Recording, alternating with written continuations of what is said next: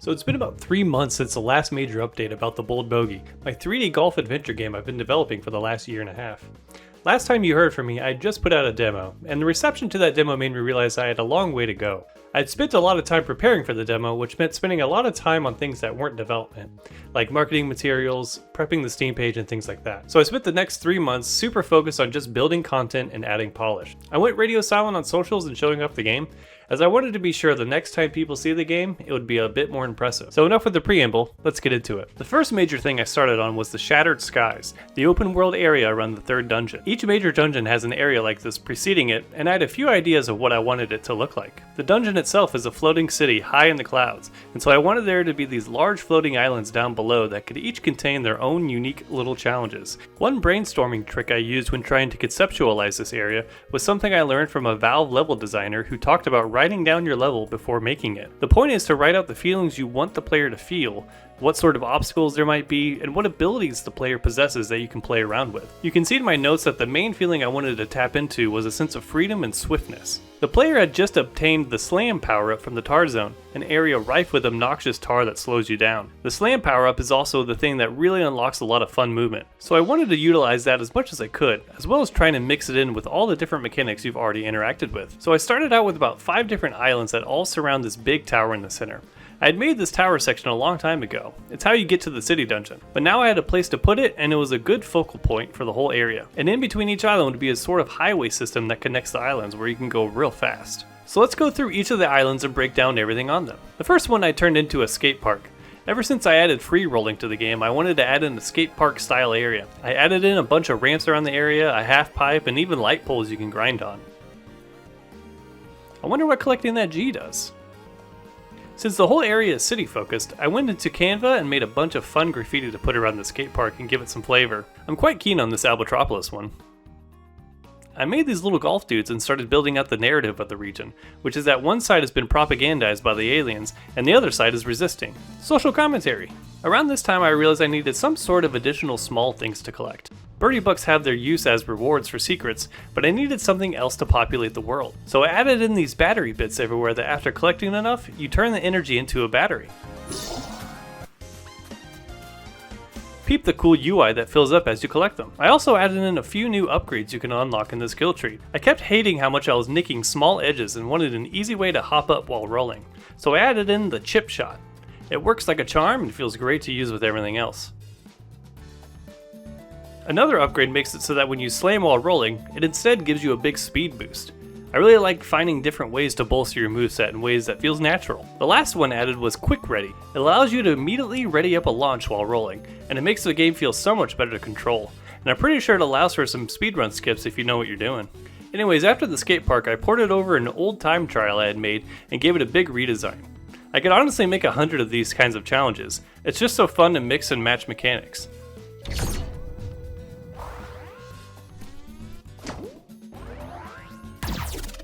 That makes 2 islands, onto another. I quite like the ways these trees looked with this red tint and kind of just plastered them all over the place.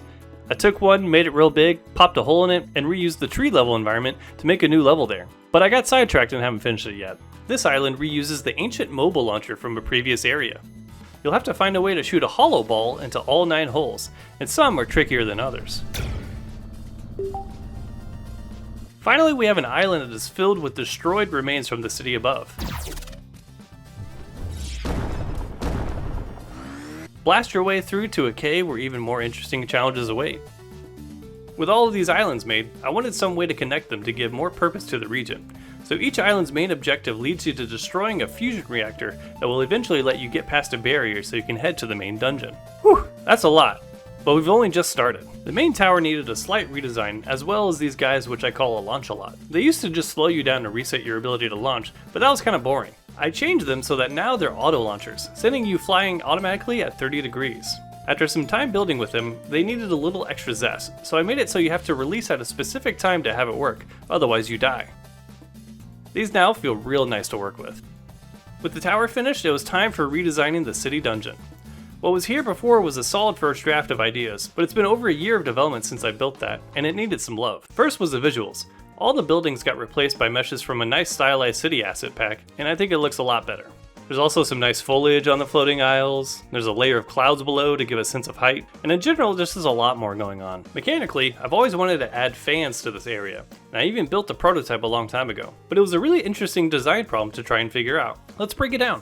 The power-up you get here is the glider. Initially this thing shared the same resource your slam power does, meaning you could only use one or the other unless you refreshed your power. It felt overly restrictive and not very empowering, so its functionality got a major change. Now you can deploy it as many times as you want, and you can even adjust your path as you fly through the air.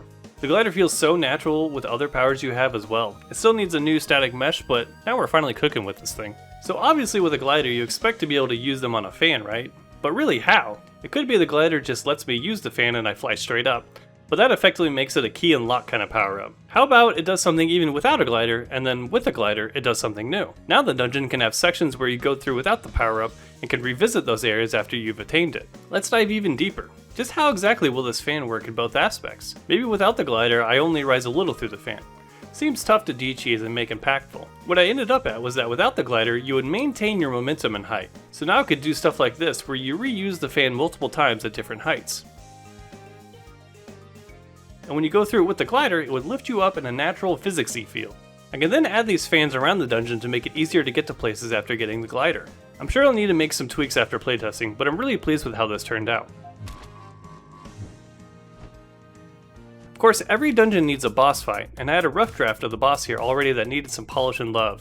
I gave the environment these giant T's in the background in the midst of a nice sunset to give it a fun, abstract feel. I still think this needs one more phase, but for the most part, it feels like a unique fight. While we're here, I can also talk about the other two boss fights, which had also been halfway developed. I'm not sure why this is the way I developed, but I kind of built a bunch of stuff to teach myself how to do it, and then come back later to beef it all up after learning a bunch of other things. Anyways, the boss at the end of the tar pit got a bunch of polish and functionality. Some interesting notes about this one. You have to make your way all the way to the boss to hit it, but sometimes it was frustrating because the boss would move right as you tried to slam into it. So I added a stun when you get close to it. In a cutscene after you get hit, it starts spawning the next wave of stuff, but it was weird sitting there waiting for the things to get to you, so I fade to black and speed up the world time dilation so the objects start much closer. Nice. And while we're here, let's go ahead and do another pass at the first boss in the water dungeon. I hated the final phase of this boss, and I had a really tough time coming up with ideas for it. But finally I came around to a couple ideas that felt interactive and dynamic. I also didn't realize my dumbass coded this so poorly that if you had a higher frame rate, the second phase was nearly impossible. All of these still need one final pass of polish before the game comes out, but I'm really happy to finally be getting near final versions of major aspects of the game done. With that said, let's keep moving. Up next is the tar zone. They got a big graphical mix-up, lots of fun side stuff, and a bit of a redesign in the pre-dungeon area. Graphically, the gravel is turned into a nice wavy sand with bits of pebbles everywhere. The black on all the cliffs have been swapped out for an orange argyle pattern to give it a bit of a golf flair. To be honest, I'm still not in love with the realistic cliffs and might need to find a replacement for them. Otherwise, lots of small details have been added. I've just been putting these small golf ball dudes everywhere and putting them in funny situations. They just give the world a lot more life. I also made breakable things that hide items. Every game needs breakable stuff, right? Since introducing battery bits, I've had to go back through previous areas and place them everywhere, which is a lot trickier to think about than it may seem. How many is too many? Should they be getting along the path, or should they be more in secretive areas? Which should I give birdie bucks versus battery bits? Is it fun to actually go out of your way and collect these? I'm hoping as players revisit previous areas, they'll have an easier and fun time cleaning up the map with new abilities they've unlocked, but we'll see how playtests go. The last big thing I made these past few months were 2 new enemies. I probably should have made these sooner, but the copium in me says they probably would have been way worse had I made them earlier. First one was this roly eyeball that you can hit and launch it in a direction. I basically stole the idea from these soccer bombs from Mario 3D World, but they started opening up the playability space and giving more life to the world. I could have things you would need to launch them into to discover little secrets, and if you hit them on top you get a bounce and reset on your slam, so you can do cool maneuvers like this.